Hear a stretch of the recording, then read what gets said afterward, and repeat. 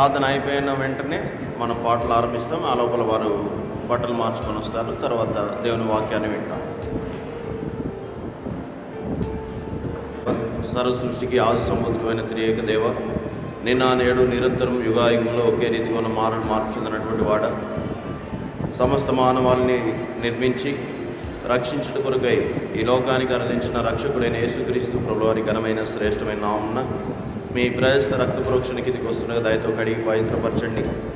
ముఖ్యంగా మీ బిడ్డలు సోదరి వెన్నెల కొరకై, అదే రీతిగా విద్యాసాగర్ కొరకై మిమ్మల్ని స్తుతిస్తున్నాం. ఇరుపక్షాల తల్లిదండ్రుల కొరకు వందనాలు. ఇది ఉన్న ఈ యొక్క ఎంగేజ్మెంట్లో వారి యొక్క నిబంధనలు తెలియపరుస్తుండగా మీరే సహాయపడుతురండి. తన ఈ కార్యక్రమం అంతట్లో మీరే ఆధిపత్యాన్ని వహించండి. చేరొచ్చిన మీ ప్రజలతో కూడా మీరే మాట్లాడండి. ఈ యొక్క కార్యక్రమం అంతా నీకు మహిమకరంగా, రక్షణ లేని వారికి రక్షణకరంగా ఉండినట్లు మీరే సహాయపడతారని నమ్మి స్తుతిస్తూ, ఆరంభం నుండి అంతవరకు ప్రతి విషయంలో మీ దయను పాలింపు చేయండి. ప్రతి విషయంలో కృపనిమ్మని మీ చేతులకు అప్పచెప్పుకుంటూ ఈ యొక్క ఆవరణాన్ని మమ్మల్ని మీ ప్రజల రక్తంతో కడిగి పవిత్రపరిచి నీ సన్నిధి అనుభవించిన కృపనిమ్మని వందనములతో యేసునామమున ప్రార్థించి స్తుతించి సమర్పిస్తున్నాం తండ్రి. ఆమేన్.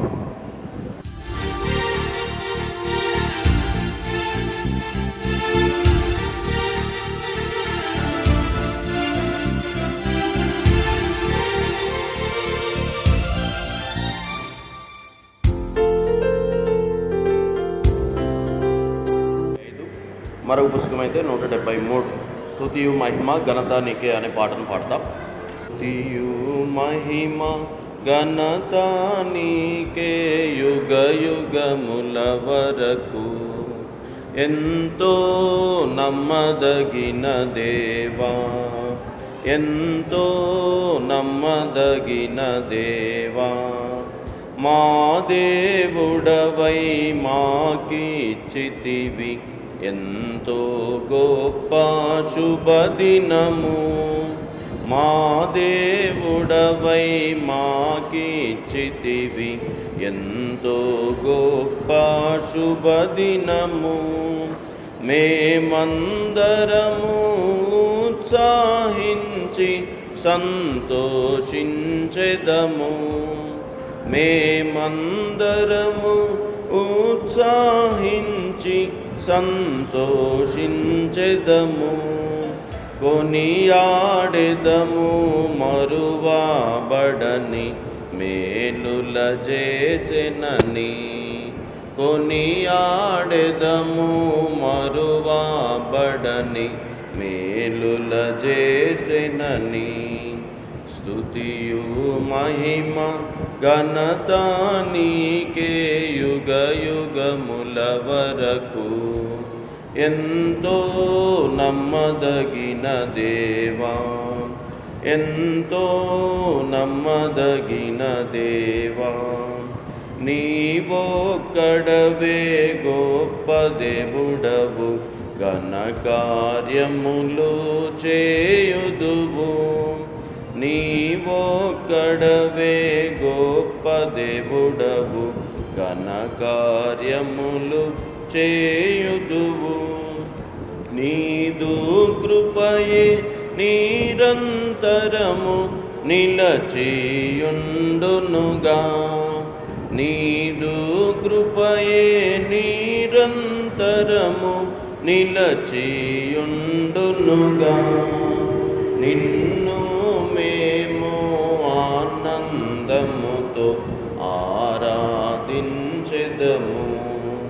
నిన్ను మేము ఆనందముతో ఆరాధించెదము.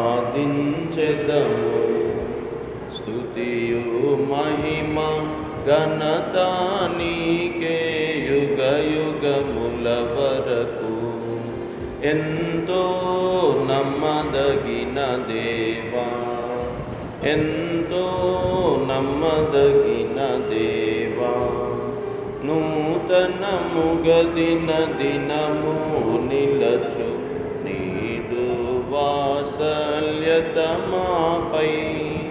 నూతనముగా దినము నిలచు నీదు వాత్సల్యత మాపై.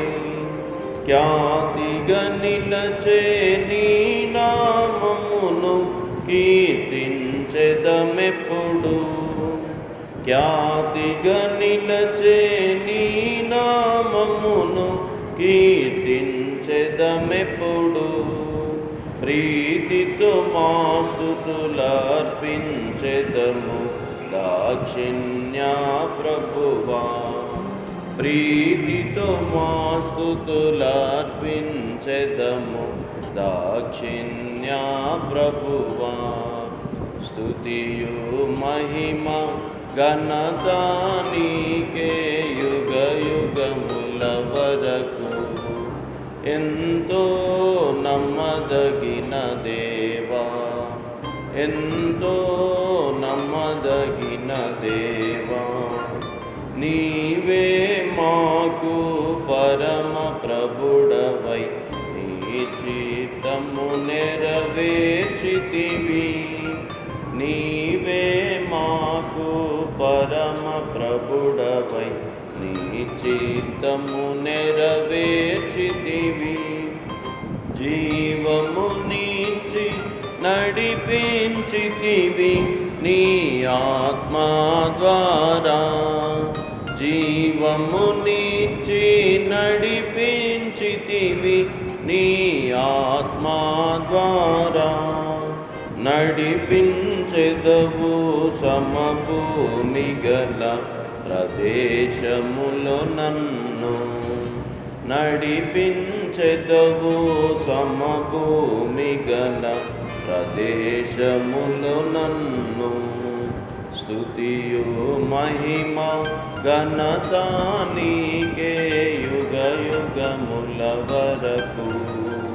ఎంతో నమ్మదగిన దేవా, ఎంతో నమ్మదగిన దేవా, భరించితివి శ్రమలు నిందలు ఓర్చితివన్నీ మా కొరకు.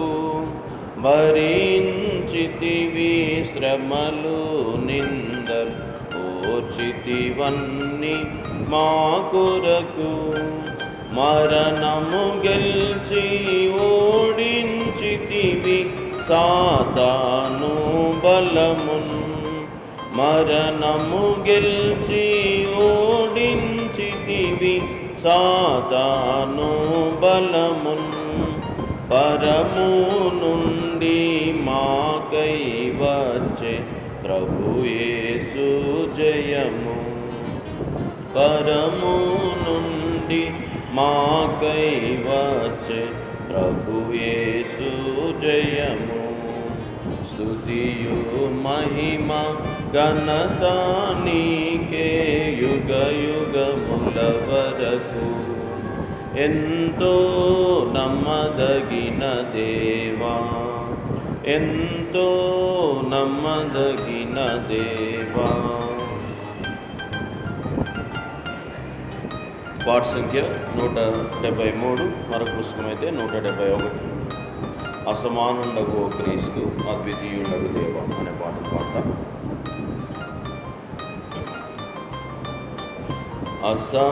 అసమానుండగు ఓ క్రీస్తు అద్వితీయుండగు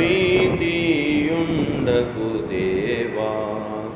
అల్ఫాయు ఓమేగా, అల్ఫాయు ఓమేగా, నీవే ప్రభువా, నీవే ప్రభువా. ఇహ పరములలో నీ జన్మ మహానందము కలిగించే. ఇహ పరములలో నీ జన్మ మహానందము కలిగించే. అభయమునిచ్చి మాకు భయభీతిని బాపితివి.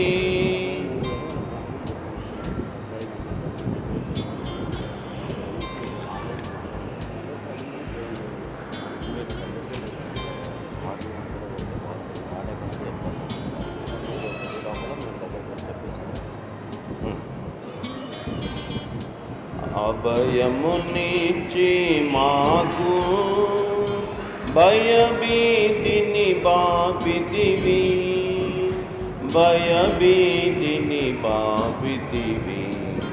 అసమానుండగు ఓ క్రీస్తు, అద్వితీయుండగు దేవా, అల్ఫాయు ఓమేగా, అల్ఫాయు ఓమేగా, నీవే ప్రభువా, నీవే ప్రభువా. మరణము గెల్చిన మా ప్రభువా, పరమాదేవుడవు నీవే. మరణము గెల్చిన మా ప్రభువా, పరమాదేవుడవు నీవే. సాతానున్ ఓడించి నీతిగా మమ్ము తీర్చితివి, సాతానున్ ఓడించి నీతిగా మమ్ము తీర్చితివి, నీతిగా మమ్ము తీర్చితివి. అసమానుండగు ఓ క్రీస్తు, అద్వితీయుండగు దేవా, అల్ఫాయు ఓమేగా, అల్ఫాయు ఓమేగా, నీవే ప్రభువా, నీవే ప్రభువా. పాప శాపముల బాపితివే, చూపితివే పరమాదారి. పాప శాపముల బాపితివే, చూపితివే పరమాదారి. శక్తిగలవో ప్రభువా, నీకే మా స్తోత్రములు. శక్తిగలవో ప్రభువా, నీకే మా స్తోత్రములు, నీకే మా స్తోత్రములు. అసమానుండగు ఓ క్రీస్తు, అద్వితీయుండగు దేవా, అల్ఫాయు ఓమేగా, అల్ఫాయు ఓమేగా, నీవే ప్రభువా, నీవే ప్రభువా.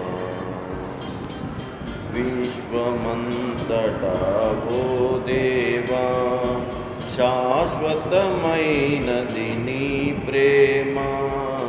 విశ్వమంతటా ఓ దేవా, శాశ్వతమైనది నీ ప్రేమ. జ్ఞానమునకు మించినది ఉన్నతమైన ప్రేమ.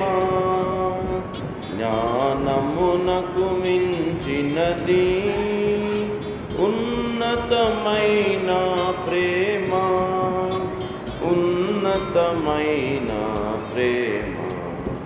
అసమానుండగు ఓ క్రీస్తు, అద్వితీయుండగు దేవా, అల్ఫాయు ఓమేగా, అల్ఫాయు ఓమేగా, నీవే ప్రభువా, నీవే ప్రభువా.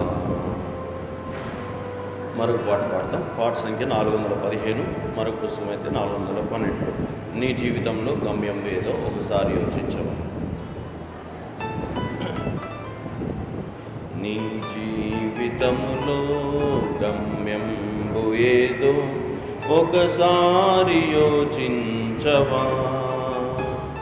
ఈనాడు నీవు ప్రభు యేసు కొరకు నీ హృదయమర్పింపవా. ఈనాడే నీవు ప్రభు యేసు కొరకు నీ హృదయమర్పింపవా.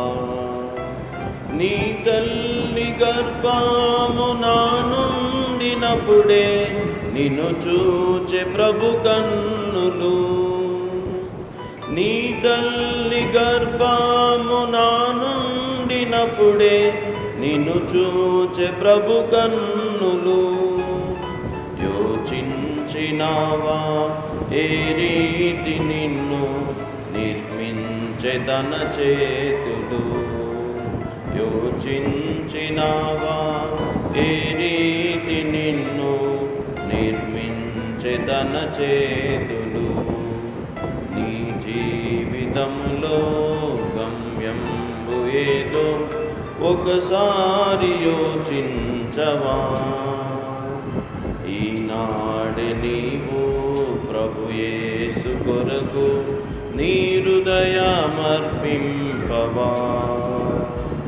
ఈనాడే నీవు ప్రభు యేసు కొరకు నీ హృదయమర్పింపవా. నీలోన తాను నివసింపగోరి దినమెల్ల చేజాచెను. నీలోన తాను నివసింపగోరి దినమెల్ల చేజాచెను. హృదయంపు తలుపు తెరువంగలేవా యేసు ప్రవేశింపను. హృదయంపు తలుపు తెరువంగలేవా యేసు ప్రవేశింపను. నీ జీవితములో గమ్యంబు ఏదో ఒకసారి యోచించవా. ఈనాడు నీవు ప్రభు యేసు కొరకు నీ హృదయమర్పింపవా. ఈనాడు నీవు ప్రభు యేసు కొరకు నీ హృదయమర్పింపవా. తన చేతులందు రుదిరంపు దారల్ స్రవించె నీ కోసమే. తన చేతులందు రుదిరంపు దారల్ స్రవించె నీ కోసమే. భరించె శిక్ష నీ కోసమేగా ఒకసారి గమనించవా. భరించె శిక్ష నీ కోసమేగా ఒకసారి గమనించవా. నీ జీవితములో గమ్యంబు ఏదో ఒకసారి యోచించవా. ఈనాడు నీవు ప్రభు యేసు కొరకు నీ హృదయమర్పింపవా. ఈనాడు నీవు ప్రభు యేసు కొరకు నీ హృదయమర్పింపవా. ప్రభు యేసు నిన్ను సంధించినట్టి సమయంబు ఈనాడేగా. ప్రభు యేసు నిన్ను సంధించినట్టి సమయంబు ఈనాడేగా. ఈ చోట నుండి ప్రభు యేసు లేక పోకుమో సోదరా. ఈ చోట నుండి ప్రభు యేసు లేక పోకుమో సోదరి. నీ జీవితంలో గమ్యంబు ఏదో ఒకసారి యోచించవా. ఈనాడు నీవు ప్రభు యేసు కొరకు నీ హృదయమర్పింపవా. ఈనాడు నీవు ప్రభు యేసు కొరకు నీ హృదయమర్పింపవా. కృపకాలంలో ప్రభు యేసుని అంగీకరించు ఓ ప్రియుడా అనే పాట పాడతాం. కృపకాలములో ప్రభు యేసుని అంగీకరించుము ఓ ప్రియుడా, కృపకాలములో సర్వలోకము సంపాదించి ముక్తి పొందు. కృపకాలములో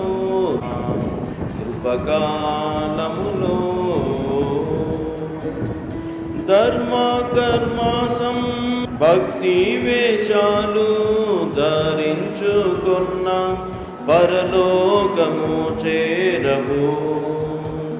కాగా మిత్రుడా నీ పాపములను ఒప్పుకొను యేసునొద్ద.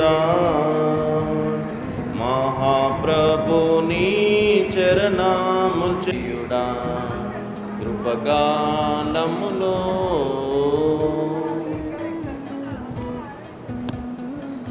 ఎక్కడైనా ఒక సైడ్ కన్నా పెట్టుకోనమ్మా.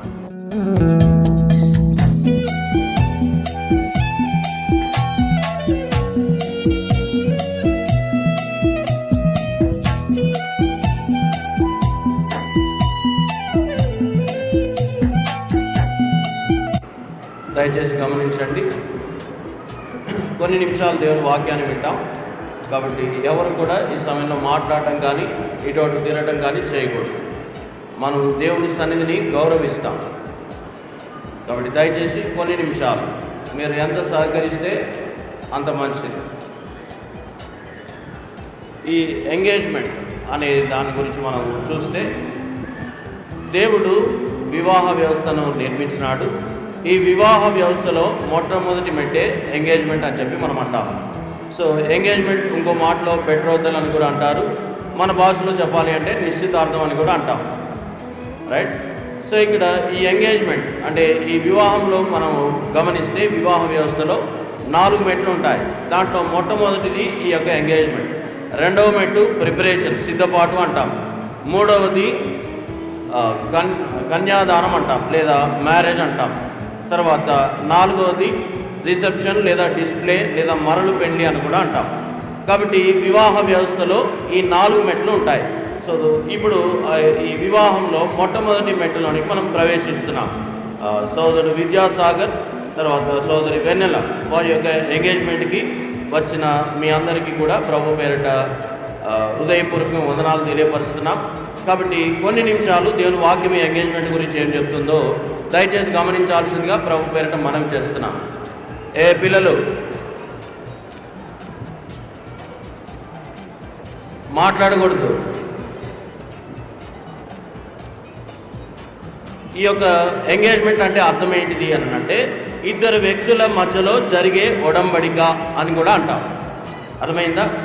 ఇద్దరు వ్యక్తుల యొక్క మధ్య జరిగే ఒడంబడిక లేదా నిబంధన అనేది ఈ యొక్క ఎంగేజ్మెంట్గా మనం చూస్తాం. అయితే దీన్ని ఇంకా మంచిగా అర్థం చేసుకోవాలి అని అంటే, మనకు అర్థమయ్యే భాషలో చెప్పాలి అంటే, ఇది ఒక బయానా లాంటిది, అంటే అడ్వాన్స్ లాంటిది. ఎందుకనంటే ఇప్పుడు ఏదైనా ఒక స్థలాన్నో లేకపోతే ఒక ఇంటినో ఏదైనా ఒక భూమినో మనం కొనుక్కోవాలనుకోండి. సో మొట్టమొదటిగా ఏం చేస్తాం? ఆ భూమినో లేకపోతే ఆ స్థలాన్నో ఆ ఇంటినో చూస్తాం. అది మనకు నచ్చినప్పుడు మన సమ్మతిని తెలియపరిచి ఏం చేస్తాం? ఆ యొక్క భూమిని కానీ ఇంటిని కానీ లేకపోతే స్థలాన్ని కానీ కొనడానికి ఇష్టపడినప్పుడు అంగీకరించిన సమయంలో ఏం చేస్తామంటే, దాని రిజిస్ట్రేషన్ కంటే ముందుగా ఇది నాది, ఈ ప్రాపర్టీ నాది అనేది, అంటే ఈ యొక్క స్థలము లేకపోతే ఈ యొక్క ఇల్లు ఇది నాది అని చెప్పే దాని కొరకు ఒక టోకెన్ అమౌంట్ని ఇస్తాం. బయానా అంటాం దాన్ని మన భాషలో. అర్థమైందా? కాబట్టి ఇప్పుడు వీరి మధ్యలో ఈ జరిగే ఒడంబడిక బయానా లాంటిదే. సో ఇప్పుడు ఈ ఎంగేజ్మెంట్ అయిపోయిన తర్వాత వారిరువురు కూడా ఇక ఏం చూడరు, వాళ్ళకు సంబంధాలు చూడడం ఆపేస్తారు. అంతేనా? కాబట్టి గుర్తిస్తాం. సో ఆ బయానాకి గుర్తే ఈ యొక్క ఎంగేజ్మెంట్. ఇప్పుడు ఈ వాక్యం అయిపోయిన తర్వాత ఆ బయానాకి గుర్తుగా వీరు తెచ్చే వస్తువులు అనగా ఆ యొక్క పూల దండలు కావచ్చు, లేకపోతే వారు తెచ్చే ఆర్నమెంట్స్ కావచ్చు, అంటే రింగ్స్ కానీ ఇంకేమైనా సరే ఆభరణాలు, వాటిని ఒకరికొకరు ఎక్స్చేంజ్ చేసుకొని తమ యొక్క సమ్మతిని తెలియపరిచి నిబంధనలో ప్రవేశిస్తారు. కాబట్టి దానికే ఈ యొక్క ఎంగేజ్మెంట్ అని చెప్పి మనం అంటాం. అర్థమైందా? కాబట్టి గుర్తిస్తాం. అయితే ఈ ఎంగేజ్మెంట్ గురించి దేవుని వాక్యం ఏం చెప్తుందో చూస్తాం. చూడండి, హోషేయ గ్రంథం 2వ అధ్యాయం.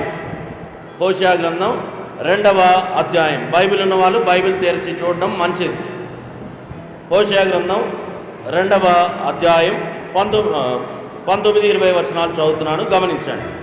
నీవు నిత్యము నాకు ఉండునట్లుగా నేను నీతిని బట్టి తీర్పు తీర్చడం వలనను దయాదాక్షిణ్యమును చూపడం వలనను నిన్ను ప్రదానం చేసుకొందును. నీవు యెహోవాను ఎరుగునట్లు నేను నమ్మకమును బట్టి నిన్ను ప్రదానం చేసుకొందును అంటున్నాడు. ఇక్కడ ఈ యొక్క వివాహ బంధాన్ని మనం చూస్తే, లేకపోతే వివాహ బంధంలోని మొట్టమొదటి మెట్టైన ఈ యొక్క ప్రధాన కార్యక్రమాన్ని మనం చూస్తే, ఇద్దరు వ్యక్తులు భవిష్యత్తులో ఒకటిగా చేయబడి నిమిత్తమై వారి యొక్క పరస్పర అంగీకారాన్ని ఏ విధంగా అయితే తెలియపరుస్తున్నారో అదే ప్రకారము పరలోకంలో కూడా దేవుడు మానవుడితో నివసించాలి, శాశ్వతంగా దేవుడితో పాటు మానవుడు ఉండాలనే ఉద్దేశంతో దేవుడు మానవుణ్ణి వివాహం చేసుకోబోతున్నాడనే సందర్భాన్ని మనం జ్ఞాపకం చేసుకోవాలి. ఈ భౌతికంలో, ఈ భూలోకంలో జరిగే ఈ తాత్కాలికమైన కార్యక్రమాలన్నీ కూడా పరలోకంలో జరగబోయే నిజమైన వాటికి సూచనగా మనం చూస్తున్నాం. కాబట్టి ఆ పరలోక పెండిలో ఈ భూలోకంలోనే మానవుడు దేవుణ్ణి అంగీకరించాలి.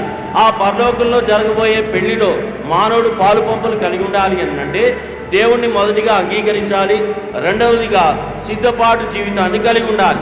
సో ఇప్పుడు వీరిరువురు కూడా ఏ విధంగా అయితే తమ యొక్క అంగీకారాన్ని తెలియపరిచి భవిష్యత్తులో జరగబోయే వివాహం కొరకు తమను తాము సిద్ధపరచుకుంటారో అదే ప్రకారం మానవులమైన మనము ఆ పరసంబంధమైన దేవునితో సత్సంబంధాన్ని కలిగి ఉండేది తెలియపరిచేదే ఈ యొక్క ఎంగేజ్మెంట్ కార్యక్రమం. కాబట్టి ప్రియమైన స్నేహితులారా, ఈ భూలోకంలో జరిగే ఈ కార్యక్రమాలన్నీ కూడా పరసంబంధమైన వాటిని సూచిస్తూ ఉన్నాయి. కాబట్టి దేవుడు ఎవరయ్యా అంటే పవిత్రుడు. ఆ పవిత్రుడైన దేవుడు మానవుడితో సహవాసం చేయడానికి ఇష్టపడ్డాడు. కారణం ఏంటంటే మానవుడు దేవుని యొక్క నిర్మాణమైనటువంటి వాడు, మానవుడిని కలుగజేసినటువంటి వాడు దేవుడే. అయితే మానవుడికి దేవుడికి మధ్యలో సంబంధం అనేది తెగిపోయింది. దేని బట్టి అనంటే పాపాన్ని బట్టి. అయితే పాపము మానవుడి జీవితంలో చోటు చేసుకున్నంత కాలము మానవుడు తిరిగి దేవుణ్ణి చేరుకోలేకపోతున్నాడు, మానవుడు దేవునితో సత్సంబంధాన్ని కలిగి ఉండలేకపోతున్నాడు. కాబట్టి అటువంటి మానవుడు ఈ లోకాన్ని విడిచిపెట్టిన తర్వాత దేవుడు లేని స్థలానికి వెళ్ళిపోతున్నాడు. దాన్నే నరకమని దేవుని వాక్యం అంటుంది. కాబట్టి శాశ్వతమైన దేవుడు మానవుడిని తనతో పాటు ఉండాలని నిర్మించినటువంటి దేవుడు పాపాన్ని బట్టి మానవుడు దేవుడి నుంచి దూరం అయిపోయిన కారణం చేత మానవుడి పట్ల దేవునికున్న ప్రేమను బట్టి మానవుడిని రక్షించడానికి, తిరిగి మానవుడితో సహవాసం చేయడానికి దేవుడు ఒక మార్గాన్ని ఏర్పాటు చేయడానికి ఈ లోకానికి అనుగ్రహించినాడు. ఆయన పేరే యేసుక్రీస్తు ప్రభు. కాబట్టి ఆయన ఎందుకు ఈ లోకానికి రావాల్సి వచ్చింది అంటే దేవుడితో సహవాసాన్ని కోల్పోయిన మానవుడు తన జీవితంలో సంతోషాన్ని పోగొట్టుకొని నెమ్మది లేని జీవితాన్ని అనుభవిస్తున్నాడు. ఆ పరలోక పెళ్లిలో పాలు పంపులు పోగొట్టుకున్నాడు. కాబట్టి అందుకని మానవుడు దేవుడి నుంచి దూరం అయిపోవడం దేవునికి ఇష్టం లేని కారణం చేత తిరిగి మానవుడిని తనతో చేర్చుకొని ఐక్యపరచుకున్న నిమిత్తమై దేవుడే రక్షకుడిగా యేసు అనే పేరుతో 2026 సంవత్సరాల క్రితం ఈ లోకానికి అందించాడు. వచ్చి ఏం చేశాడయ్యా అంటే అద్భుతాలు చేసి దైవత్వాన్ని వెల్లడిపరిచాడు. అయితే ఇవన్నీ చేయడానికి కాదు, కానీ మానవుని తిరిగి దేవుల్లో ఐక్యపరచు నిమిత్తమై మానవుల్లోనే పాపాన్ని తీసివేయడం కొరకై ఆయన ఈ లోకానికి వచ్చి బలిగా అర్పించబడ్డాడు. కారణం ఏంటంటే రక్తం చిందించకపోతే మానవుడి యొక్క పాపానికి విరుగుడు లేదు. కాబట్టి మానవుడు పవిత్రుడు కావాలంటే పవిత్రమైన రక్తం కార్చబడాలి. మానవుడు అపవిత్రుడు కనుక దేవుడు పరిశుద్ధుడు కనుక ఈ పాపాత్ముడు పరిశుద్ధుడితో సహవాసం చేయాలి అంటే పాపాత్ముడు పరిశుద్ధుడిగా మార్చబడాలి. కాబట్టి దేవుని వాక్యం అంటుంది ఈ లోకంలోనే ప్రతి మనిషిలో పాపం ఉందని అంటుంది. పాపాన్ని బట్టి దేవుడి నుంచి దూరం అయిపోయాడు మానవుడు అంటుంది. కొంతమంది అనుకోవచ్చు నేను ఏ తప్పు చేయలేదని, కానీ దేవుని వాక్యం అంటుంది ఏ భేదం లేదు, అందరూ పాపం చేసి దేవుడు అనుగ్రహించే మహిమను పొందలేకపోతున్నారని పరిశుద్ధమైన బైబిల్ గ్రంథం సెలవిస్తుంది. కాబట్టి మానవుడు జన్మతః పాపాత్ముడైన కారణం చేత కర్మ పాపాన్ని చేస్తూ దేవుడిచ్చే సంతోషాన్ని పోగొట్టుకున్నాడు, దేవునితో సంబంధాన్ని పోగొట్టుకున్నాడు. కాబట్టి తిరిగి వాటిని కలుగు చేయు నిమిత్తమై దేవుడు రక్షకుడిగా ఈ లోకానికి వచ్చాడు. తన పవిత్రమైన రక్తాన్ని కార్చినాడు. ఆయన జన్మ పవిత్రమైనది, ఆయన జీవితం పవిత్రమైనది. ఆ పవిత్రుడైన దేవుడే నిన్ను నన్ను రక్షించడానికి, మనల్ని పవిత్రపరచడానికి, పాపం నుంచి విడిపించడానికి తన పవిత్రమైన రక్తాన్ని కార్చినాడు. మనం చేతులతో చేసే చెడ్డ పనుల కొరకు ఆయన చేతుల్లో మేకులు కొట్టబడ్డాయి. కాళ్ళతో మనం చెడ్డ పనులు చేయడానికి పరిగెత్తుతాం, దాని కొరకు ఆయన కాళ్ళలో మేకులు కొట్టబడ్డాయి. పైకి మంచుకున్నాం, కానీ మన లోపల ఉండే చెడ్డ స్వభావాన్ని ఎవరికి తెలియనేమో. అసూయ, ద్వేషం, పగ ఇవన్నీ లోపల పెట్టుకున్నాం. దాని కొరకు ఆయన హృదయంలో బలంతో పోటు పడుగుపడింది. మన చూపులు చెడ్డవి వింటాం, చెడ్డవి మాట్లాడతాం, చెడ్డవి చూస్తాం. దాని కొరకు ఆయన తనలో ములగిరీటం పెట్టబడింది. ఈ రీతిగా మనం చేసిన ప్రతి పాపానికి యేసు ప్రభు శిక్ష అనుభవించాడు. చనిపోయి సమాధి చేయబడి తిరిగి లేచి దేవుడని రుజువుపరుచుకున్నాడు. ఆ తిరిగి లేచిన దేవుడే ప్రేమతో ఆహ్వానిస్తున్నాడు. ఇక్కడ మనం గమనిస్తున్నట్లయితే, నీవు నిత్యము నాకుండునట్లుగా, అనగా దేవుని నుంచి దూరం అయిపోయిన మానవుడు తిరిగి దేవునితో నిత్యత్వంలో ఉండాలని ఆశపడి మానవుని రక్షించడానికి మానవుడి పట్ల తనకున్న ప్రేమను ఆ కలవరి శిలువలో వ్యక్తపరిచినాడు. చనిపోయి సమాధి చేయబడి తిరిగి లేచి దేవుడని రుజువుపరుచుకున్నాడు. కాబట్టి ఎప్పుడైతే మానవుడు ఈ సత్యాన్ని గుర్తించి తన పాపాలు ఒప్పుకొని పశ్చాత్తాపడి ఆయన హృదయంలో చేర్చుకుంటాడు, అనగా ఆయనను అంగీకరిస్తాడు, పాపం నుంచి విడుదల పొందిన వాడై తిరిగి దేవునితో ఐక్యపరచబడే జీవితాన్ని కలిగి ఉంటాడు. కాబట్టి దాన్నే ఈ యొక్క ఎంగేజ్మెంట్గా మనం చూస్తున్నాం. కాబట్టి ప్రియమైన స్నేహితులారా, ఈ యొక్క ఎంగేజ్మెంట్ కొరకు ఏ విధంగా అయితే మీరు ఆహ్వానించబడ్డారో అదే ప్రకారం ఆ పరలోక పెళ్లిలో మీరు పాలు పంపులు కలిగి ఉండాలి అంటే, దేవునితో సహవాసం కలిగి ఉండాలి అని అంటే మీలో ఉండే పాపాన్ని తీసివేసుకోవాలి. పాపాన్ని తీసివేసుకోవడం మనం చేత కాదు. ఎన్ని మంచి పనులు చేసినా, ఎన్ని పుణ్యకార్యాలు చేసినా పాపం పోదు. పాపం పోవాలి అంటే పవిత్రమైన రక్తం కార్చబడాలి. ఆ పవిత్రమైన రక్తం కార్చినటువంటి వాడే యేసు ప్రభు. కాబట్టి మనం చేయాల్సిందల్లా ఒకే ఒక పని, చిన్న పని, విశ్వాసముతో యేసు ప్రభువా, నేను పాపినయ్యా, నన్ను క్షమించు, నువ్వు నా కొరికి లోకానికి వచ్చి రక్తంగా చనిపోయి తిరిగి లేచావని నేను నమ్ముతున్నాను, నీ రక్తంతో నా పాపాన్ని కడుగు, నన్ను బిడ్డగా చేసుకొని విశ్వాసంతో ఎవరైతే ఆయనను అంగీకరిస్తారో వారందరూ కూడా పాపం నుంచి విడుదల పొందిన వారై ఆ పరలోక రాజ్యంలో ప్రవేశిస్తారు. దేవునితో సహవాసాన్ని కలిగి ఉంటారు. దేవుడిచ్చే సంతోషాన్ని తమ జీవితంలో అనుభవించడంతో పాటు ఆ పరలోక రాజ్యంలో ఉంటారని దేవుని వాక్యం అంటుంది. ఇది మతం కాదు, మోక్షానికి మార్గం యేసుక్రీస్తు ప్రభు. చాలా మంది తెలియక రకరకాలుగా మాట్లాడుతూ ఉంటారు. ఇప్పుడు వీరిరువురు ఆ యొక్క భవిష్యత్ పెళ్లి కొరకు ఏ విధంగా అయితే తమ సమ్మతిని తెలియపరిచి ముందుకు సాగుతారో అదే ప్రకారం యేసు ప్రభుని సొంత రక్షకునిగా అంగీకరించడం ద్వారా దేవునితో సహవాసం ఏర్పడుతుంది. తర్వాత ఆ పరలోక రాజ్యం కొరకు నీవు నేను సిద్ధపాటు కలిగి ఉంటాం.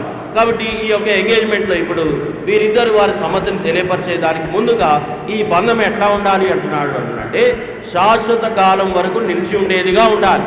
ఇప్పుడు వీరు చేయబోయే నిబంధన కూడా భవిష్యత్తులో జరగబోయే పెళ్లి కొరకు మాత్రమే కాకుండా వారి దాంపత్య జీవితం అంతటి కొరకు కూడా ఇది నిత్యము నిలిచి ఉండేదిగా ఉండాలి. కాబట్టి వీరి యొక్క బంధము కొనసాగాలి అంటే వీరి మధ్యలో ఉండాల్సిన ప్రాముఖ్యమైనది ఒక లక్షణం ఏంటిదంటే నమ్మకత్వం. సో అందుకని ఇక్కడ ఏమంటున్నాడు చూస్తాం, చూడండి. హోషేయ గ్రంథం 2వ అధ్యాయం 20వ వచనం చదువుతున్నాను, గమనించండి. నీవు యెహోవాను ఎరుగునట్లు నేను నమ్మకమును బట్టి నిన్ను ప్రదానం చేసుకుందును అంటున్నాడు. కాబట్టి ఇక్కడ వీరి మధ్యలో వీరి ఒడంబడిక జీవితకాలం కొనసాగాలి అనంటే ఏముండాలా? వీరి మధ్యలో నమ్మకత్వం. సో మొదటిగా ప్రేమ, రెండవది నమ్మకత్వం, తర్వాత మూడవదిగా ఈ మాట చూసి మనము ఎంగేజ్మెంట్లోకి వెళ్ళిపోతాం. కొరింథీయులకు రాసిన 2వ పత్రిక 11వ అధ్యాయం. కొరింథీయులకు రాసిన 2వ పత్రిక 11వ అధ్యాయం 2వ వచనం చదువుతున్నాను, గమనించండి. దేవాశక్తితో మీ ఎడల ఆసక్తి కలిగి ఉన్నాను, ఎందుకనగా పవిత్రురాలైన కన్యకనుగా ఒకడే పురుషుని కనుక క్రీస్తుకు సమర్పింపాలని మిమ్మల్ని ప్రదానం చేసి తిని అంటాడు. కాబట్టి వీరి జీవితంలో ఉండాల్సిన ఇంకొక ప్రాముఖ్యమైన లక్షణం ఏంటిదయ్యా అంటే పవిత్రత. కాబట్టి వివాహ సమయం వరకు కూడా వీరిరువురు కూడా తమను తాము కాపాడుకుంటూ పవిత్రమైన జీవితాన్ని కలిగిన వారై నమ్మకంగా ముందుకు కొనసాగేవారుగా వీరు ఉండాలి. అప్పుడే వీరి యొక్క బంధం స్థిరపడుతుంది. భవిష్యత్తులో వీరు జతపరచబడిన వారై ప్రభు మహిమార్థమై జీవించగలుగుతారు. కాబట్టి ఈ యొక్క ఎంగేజ్మెంట్ అంటే ఇద్దరి సమ్మతిని తెలియపరిచి ఒకరికొకరు అంగీకారాన్ని తెలుపుటనే ఈ యొక్క ఎంగేజ్మెంట్ అంటాం. సో దాన్నే బయానా అని కూడా పిలుస్తాం. కాబట్టి ప్రియమైన స్నేహితులారా, వీరిరువురు ఏ విధంగా అయితే తమ సమ్మతిని తెలియపరిచి పరస్పర అంగీకారాన్ని కలిగి ఉంటారో అదే ప్రకారం దేవునితో మానవుడు కూడా ఆ యొక్క సత్సంగంలోనికి రావాలి అనంటే దేవుని యొక్క పిలుపును అంగీకరించి మారు మనసు అనుభవంలోనికి రావాలి. కాబట్టి ఇప్పుడు వీరిరువురు కూడా వేదికపైకి వస్తారు. తర్వాత వారి యొక్క సమ్మతిని తెలియపరిచి వారు తెచ్చిన వస్తువులను ఒకరికొకరు మార్చుకుంటారు. ప్రార్థన చేసుకుంటాం. ప్రార్థన చేసుకున్న తర్వాత వారి ఇరుపక్షాల తల్లిదండ్రులు వేదికపైకి రావాల్సిందిగా ప్రభు పేరిట మనవి చేస్తున్నాం. ప్రేమ నమ్మకం గల మా ప్రియ పరలోకపు తండ్రి, పరిశుద్ధమైన దేవ, మరొకసారి యేసుక్రీస్తు ప్రభుల వారి ప్రజస్థ రక్త ప్రోక్షణ కిందికి వస్తుండగా దయతో కడిగి పవిత్రపరచండి. ముఖ్యంగా మీ బిడ్డలు సోదరుడు విద్యాసాగర్, అదే రీతిగా సోదరి వెన్నెల కొరకే మిమ్మల్ని స్తుతిస్తున్నాం. ఇరుపక్షాల తల్లిదండ్రుల కొరకు వందనాలు తండ్రి. వారి ఇరువురిని మీరు జ్ఞాపకం చేసుకొని ఈ దినమున వారి యొక్క వివాహం నిమిత్తమై ముందుగా ఉన్న ఈ యొక్క ఎంగేజ్మెంట్ కార్యక్రమం కొరకు వారు నడిపించినందుకు వందనాలు. ఈ యొక్క ఎంగేజ్మెంట్లో వారి యొక్క సమ్మతిని వారు తెలియపరచనట్టుగా మీరే సహాయపడుతురండి. ముఖ్యంగా వారి ఇరువురి యొక్క అంగీకారాన్ని బట్టి భవిష్యత్తులో జరగబోయే పెళ్లి కొరకు ఏ విధంగా అయితే వారు సిద్ధపాటు కలిగి ఉంటారో అదే ప్రకారం మానవులమైన మేము ఆ పరలోక పెళ్లిలో పాల్పొంపులు కలిగి ఉండాలి అంటే నీతో మొదటిగా సహవాసాన్ని కలిగి ఉండాలి. ఆ సహవాసాన్ని కలిగి ఉండాలి అంటే మిమ్మల్ని అంగీకరించే జీవితాన్ని కలిగి ఉండాలి. మిమ్మల్ని అంగీకరించడం ద్వారా పాపం నుంచి విడుదల, శాంతి, సంతోషం, సమాధానం పొందుకుంటారని నీ వాక్యం సెలవిస్తుంది. మిమ్మల్ని అంగీకరించడం ద్వారా పరిశుద్ధమైన జీవితాన్ని కలిగి ఉంటారని సహాయపడుతుంది నీ యొక్క వాక్యం. కనుక ఆ రీతిగా ఈ బిడ్డలు నీ యొక్క వాక్యానికి విధేయత చూపి ఒకరు రక్షణ లేని వారు రక్షించబడడానికి సహాయం చేయండి. రక్షించబడిన వారైతే ఆ పరిశుద్ధమైన పెళ్లి కొరకు సిద్ధపడినట్లు కార్యం జరిగించండి. వీరిరువురు కూడా ఇప్పుడు వారి యొక్క సమ్మతిని తెలియపరచిన ఉంటుండగా మీరే సహాయపడమని వందనంతో వేసినాను ప్రార్థించి స్తుతించి వేడుచున్నాం తండ్రి. ఆమేన్. రండి.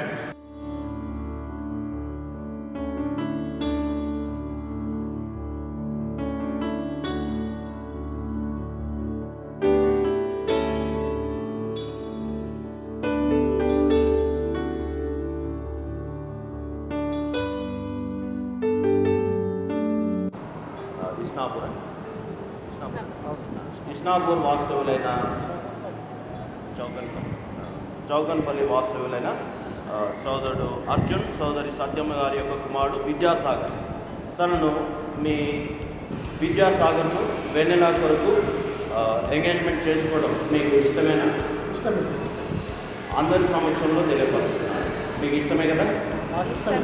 అక్క కూడా ఇష్టమే. ఎటువంటి బలవంతం కానీ లేకపోతే ఎటువంటి ప్రలోభాలు కానీ లేవు కదా? ఎలాంటి బలవంతం లేవు. ఇప్పుడు వెన్నెల తెలియపరుస్తుంది. విద్యాసాగర్ను భవిష్యత్తులో జరగబోయే పెళ్లి కొరకు ఇప్పుడు ఎంగేజ్మెంట్ చేసుకోవడం నీకు ఇష్టమేనా? ఎటువంటి ప్రలోభాలు లేవు, ఎవరిని బలవంతం చేయలేదు. సంతోషం. తర్వాత అన్న మీరు తీసుకున్నారు అర్చన భాస్కర్ అన్న, తర్వాత సావిత్రక వారి యొక్క కుమార్తె వెన్నెలను మీ అబ్బాయికి ఎంగేజ్మెంట్ చేసుకోవడం మీకు ఇష్టమేనా? ఎటువంటి ఒత్తిడి ఏం లేదు. ఇది దేవుని చిత్తం అని నమ్ముతారా? రైట్, సంతోషం. అందరూ మీరు చెప్పండి, మీకు ఇష్టమైన వెన్నెలను మీకు మీ అబ్బాయికి ఎంగేజ్మెంట్ చేసుకోవడం దగ్గర పెట్టుకొని చెప్పాలి. ఎటువంటి ఒత్తిడి ఏం లేదు కదా? చూసినారు కదా అమ్మాయిని. వెన్నెలను ఎంగేజ్మెంట్ చేసుకోవడం నీకు ఇష్టమేనా? ఎటువంటి ప్రలోభాలు లేవు కదా? ఇది దేవుని చిత్తం అని నమ్ముతారా? సంతోషం. వారి ఇరువురు కూడా మీ అందరి ఎదుట దేవుని సన్నిధిలో వారి యొక్క అంగీకారాన్ని తెలియపరిచినందుకు దేవునికి కృతజ్ఞతలు తెలుపుతున్నాం. ఇప్పుడు వారి ఇరువురు కూడా వారు తెచ్చిన ఈ యొక్క నిబంధనకు గుర్తుగా వారు బంగారపు ఉంగరాలు, తర్వాత దండలు కూడా తీసుకొని వచ్చారు. ఈ బంగారం దేని గుర్తు అనంటే పరిశుద్ధతకు, తర్వాత నిబంధనకు గుర్తుగా ఉంటుంది. కాబట్టి ఇప్పుడు వారి యొక్క అంగీకారాన్ని తెలియపరుస్తూ ఆ ఉంగరాలను ఒకరొకరు మార్చుకుంటారు. ప్రేమగల తండ్రి, పరిశుద్ధమైన దేవ, మరొకసారి విద్యాసాగర్ కొరకై, వెన్నెల కొరకై మిమ్మల్ని స్తుతిస్తున్నాం తండ్రి. వారికి తెలియపరిచిన సమ్మతి కొరకే వందనాలు తండ్రి. వారి ఇరువురు పరస్పర అంగీకారానికి గుర్తుగా తీసుకురాబడిన ఈ యొక్క రింగ్స్ కొరకై పూదండల కొరకై మిమ్మల్ని స్తుతిస్తున్నాను తండ్రి. వీరి బంధం శాశ్వత కాలం కొనసాగునట్లు, భవిష్యత్తులో జరగబోయే పెళ్లి కొరకు మీరు సిద్ధపరిచినట్లు మీరే సహాయపడమని ఇచ్చినందుకై మిమ్మల్ని స్తుతిస్తూ యేసునామమున కృతజ్ఞతతో పెట్టుచున్నాం తండ్రి. ఆమేన్.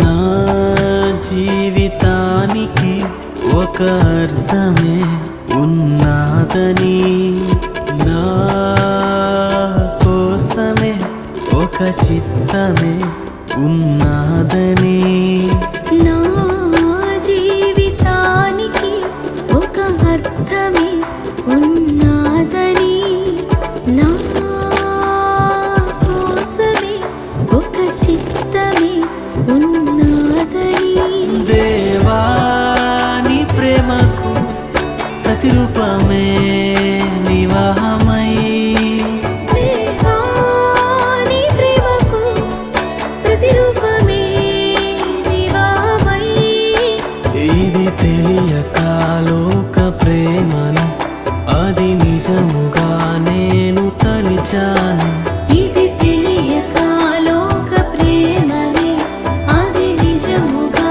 నేను తలిచానే. నా జీవితానికి ఒక అర్థమే ఉన్నదని. మానవులమైన మనము కూడా ఆ దేవునితో సహవాసాన్ని కలిగి ఉండడం దేవునికి ఇష్టం. అందుకనే దేవుడు మనల్ని రక్షించడానికి ప్రేమను బట్టి తానే రక్షకుడిగా ఈ లోకానికి అందించినాడు. ఆయనని అంగీకరిస్తే చాలు, ఏం చేయాల్సిన పని లేదు. కేవలం విశ్వాసముతో మన అంగీకారాన్ని తెలియపరచాలి. ఇంట్లో జరగబోయే ఆ పెళ్లి కొరకు సిద్ధపాటు కలిగి ఉంటారు. ఆ పరలోకంలో జరగబోయే పెళ్లికి ముంగుర్తే ఈ భూలోకంలో జరిగే ఈ యొక్క పెళ్లి, ఈ కార్యక్రమాలు అన్నీ కూడా. కాబట్టి ఈ యొక్క ఎంగేజ్మెంట్కి ఆహ్వానించబడిన మీ అందరికీ కూడా ప్రభు పేరిట మనవి చేయనది ఏమిటంటే, ఇంకెవరైనా యేసుప్రభుని సొంత రక్షకుడిగా అంగీకరించకపోతే కనీసం ఈ రోజైనా పాప క్షమాపణ యేసుప్రభు ద్వారానే ఆయన గుర్తించి ఆయనను రక్షకుడిగా అంగీకరించాలని ప్రభు పేరిట మనం చేస్తున్నాం. ఎందుకనగా పాప క్షమాపణ లేని ఎవరు కూడా దేవుని చూడలేరు, పరలోక రాజ్యానికి వెళ్ళలేరు. కాబట్టి పాపాలు క్షమించే అధికారం కేవలం యేసు ప్రభువుకు మాత్రమే ఉంది. కాబట్టి చిన్న ప్రార్థన, ఏం మార్చుకోవాల్సిన పని లేదు, ఏం చేయాల్సిన పని లేదు. కేవలం నమ్మిక ఉంచి విశ్వాసముతో దేవుడిచ్చే రక్షణను మనం అంగీకరిస్తే చాలు. యేసు ప్రభువా, నేను పాపినయ్యా, నీ రక్తంతో నా పాపాన్ని కడుగు, నన్ను విడుదల చేసుకొని విశ్వాసంతో చెప్తే చాలు. ఆయన పాపాన్ని క్షమించి ఆ పరలోక పెళ్లి కొరకు మిమ్మల్ని సిద్ధపరుస్తాడు. కాబట్టి వీరిని దేవుడు దీవించినట్లు వీరి కొరకు మనం ప్రార్థిస్తాం. వీరు భవిష్యత్ పెళ్లి కొరకు సిద్ధపడినట్లు కూడా మీరు వీరి గురించి మీ వ్యక్తిగత గురించి ప్రార్థనలో జ్ఞాపకం చేసుకోండి. తర్వాత ప్రార్థన అయిపోయిన తర్వాత వారు తీసుకొచ్చిన వస్తువులన్నీ కూడా వారికి అందించేస్తారు. ప్రేమ నమ్మకం గల మా ప్రియ పరలోకపు తండ్రి, పరిశుద్ధమైన దేవ, మరొకసారి యేసుక్రీస్తు ప్రభువు వారి ఘనమైన శ్రేష్టమైన నామమున మీ ప్రజల రక్త ప్రోక్షణ కిందకి వస్తుండగా దయతో కడిగి పవిత్రపరచండి. తండ్రి, మీ బిడ్డలు వెన్నెల కొరకై, అదే రీతిగా విద్యాసాగర్ కొరకై మేము స్తుతిస్తున్నాం. వారి ఇరువురు యొక్క తల్లిదండ్రుల కొరకు కూడా వందనాలు. తండ్రి, ఈ దినం మీరు నిర్ణయించి ఎంగేజ్మెంట్లో సహాయపడుతూ వచ్చినందుకే మేము స్తుతిస్తున్నాం. తండ్రి, వారు ఈ యొక్క బంధంలో అడుగుపెట్టుగా కనికరించండి. భవిష్యత్తులో జరగబోయే వివాహం కొరకు వీరిరువురిని ప్రాణాంతే రీతిగా మీరే సిద్ధపరచండి. ఈ బంధం ముందుకు కొనసాగాలి అంటే వారి మధ్యలో నమ్మకత్వం ఉండాలి, పరిశుద్ధమైన జీవితం ఉండాలి. ఆ రీతిగా ఈ బిడ్డలు తమను తాము పరిశుద్ధపరచుకొని ఆ యొక్క పరలోక పెళ్లి కొరకు కూడా ఆత్మీయంగాను భౌతికంగాను సిద్ధపడినట్టు సహాయం చేయమని మీకు అప్పచెప్తుంటూ ఇక్కడ చేరొచ్చిన మీ బిడ్డలందరి కొరకు కూడా వందనాలు. ఇంకా ఎవరైతే మేము రక్షకుడిగా అంగీకరించలేదో అటు వారిని మీరే దర్శించండి. ఆ పరలోక పెళ్లిలో పాలుపుంపులు కలిగి ఉండాలి అంటే, అనగా పరలోక రాజ్యంలో ప్రవేశించాలి అంటే మిమ్మల్ని రక్షకుడిగా అంగీకరించాలి. కారణం, పాపాలు క్షమించే అధికారం మీకు మాత్రమే ఉంది. మీ ద్వారానే పాపక్షమాపణ నిత్య జీవమని నీ ప్రేరణ గుర్తించి మేము అంగీకరించడం ద్వారా పరలోక రాజ్యంలో ప్రవేశించినట్లు నీ ఆత్మకార్యాన్ని వారిని జరిగించి మీరే పరలోక రాజ్యానికి ఏకైక మార్గం, సత్యం, జీవమని మీ ప్రేరణ మేము అంగీకరించినట్టు సహాయపడతారని మేము స్తుతిస్తూ ఆ పరలోక పెళ్లి కొరకు సిద్ధపడినట్టు సహాయపడమని వందనంతో వేసినాము, ప్రార్థించి స్తుతించి వేడుచున్నాం తండ్రి. ఆమె మన తండ్రి అయిన దేవుని ప్రేమ, ఆయన కుమారుడైన యేసుక్రీస్తు ప్రభువారి కృప, పరిశుద్ధాత్మ దేవుని అన్యోన్య సహవాసం సన్నిధికి తోడు ఇక్కడ చేరిన మనకు, లోకల్ చేరిన పరిస్థితులకు, ప్రత్యేకించి ఈ యొక్క ఎంగేజ్మెంట్లో పాల్పొందిన బిడ్డలు వెన్నెల విద్యాసాగర్తో భవిష్యత్తులో జరగబోయే వివాహం కొరకు వీరిని సిద్ధపరచును గాక. ఆమె కంగ్రాచులేషన్స్. కంగ్రాచులేషన్స్. ఇచ్చిన రీతిలో మీరు ఆశీర్వదించి భోజనం చేసి వెళ్ళాలని కోరుతున్నాను. Thank you.